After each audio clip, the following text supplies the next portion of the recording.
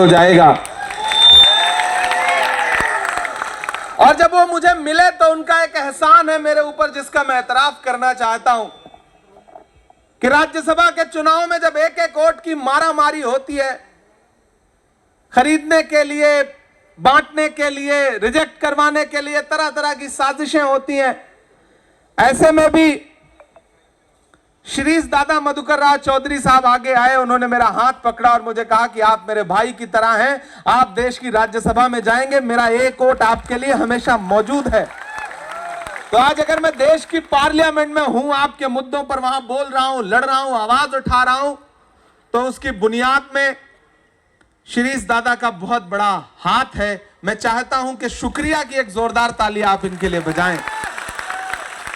यहां हमारे पत्रकार साथी बैठे हुए हैं, अलग अलग चैनलों के, लोकल मीडिया के जो साथी हैं, उन सबका भी मैं खैर मकदम करता हूं, स्वागत करता हूं।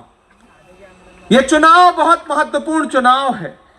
फैजपुर वालों, अगर आपको यह लगता है कि यह इलेक्शन सिर्फ आमदार चुनने का इलेक्शन है, तो फिर आप बहुत छोटा सोच रहे हैं। यह इलेक्शन, इस इलेक्शन का परिणाम और इस इलेक्शन का मकसद कहीं बहुत बड़ा है। महाराष्ट्र का चुनाव यह तय करेगा कि महाराष्ट्र को कोई दिल्ली में बैठ करके रिमोट से चलाएगा या महाराष्ट्र की आवाम महाराष्ट्र को चलाएगी।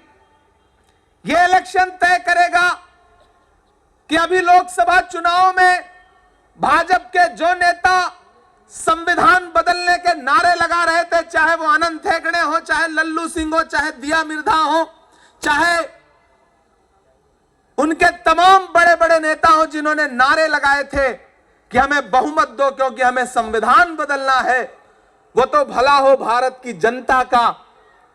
मैं शुक्रिया अदा करता हूं देश की आवाम का, जिसने 400 पार का नारा लगाने वालों को ला करके 240 पे ऐसा पटका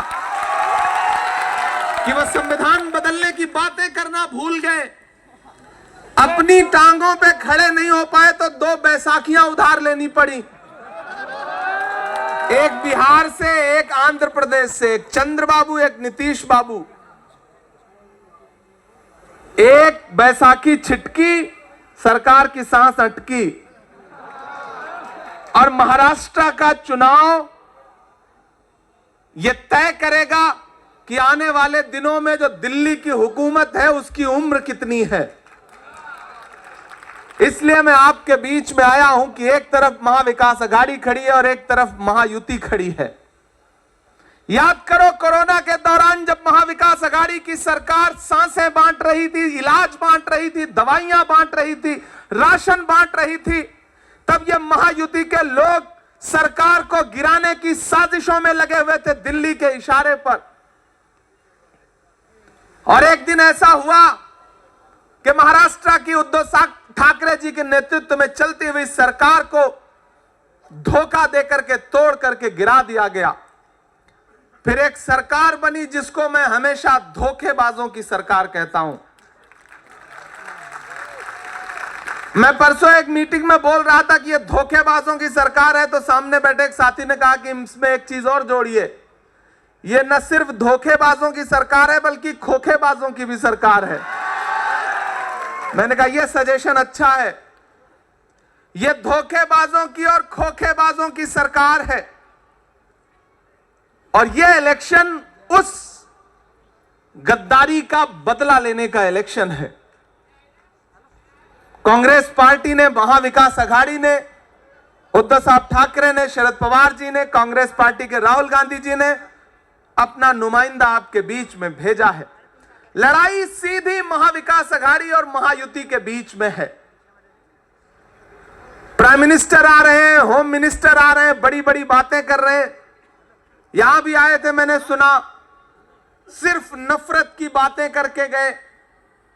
आपको एक चीज याद रखना है रावेर वालों, कि एक तरफ वो लोग खड़े हैं जिनके नारे क्या हैं, बटोगे, कटोगे, मंगलसूत्र छीन लेंगे, भैंस खोल ले जाएंगे, ढहा देंगे, जला देंगे। और एक तरफ हमारे नारे क्या हैं, आओ नफरत के बाजार में मोहब्बत की दुकान खोलते हैं। यह लड़ाई नफरत और मोहब्बत के बीच में है। और ये भाजपा के बड़े बड़े नेता आए और बड़े बड़े नारे और बड़े बड़े वादे करें तो समझ लेना कि इनसे बड़ा झूठा दुनिया में कोई है नहीं। याद करो इनके झूठ एक एक करके गिनाता हूं मैं। 2014 में इन्होंने नारा लगाया था बहुत हुई महंगाई की मार, अब की बार मोदी सरकार, याद है?